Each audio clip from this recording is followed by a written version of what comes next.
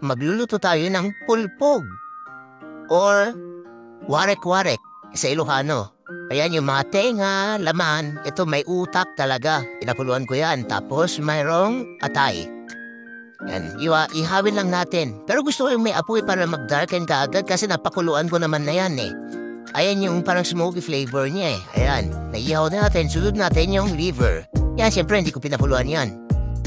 Tapos hiwain na natin. Ay ano, kita nyo.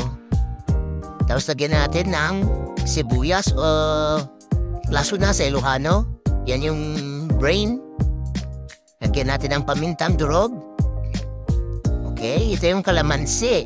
Pero lalagyan po pa rin yan ng suka. Yan yung salt natin. Ginagamit ko yung Himalayan salt. At sukang puti lalagyan natin, hindi yung sukang Iloco. Ito yung napikal ko na chili. So, suka at saka chili lang po yan. Na may konting anghang lang. Tapos may onion leaves. Halo-halo natin yan. Ayan na. Napakasarap. Pwede na yan. Kainin natin.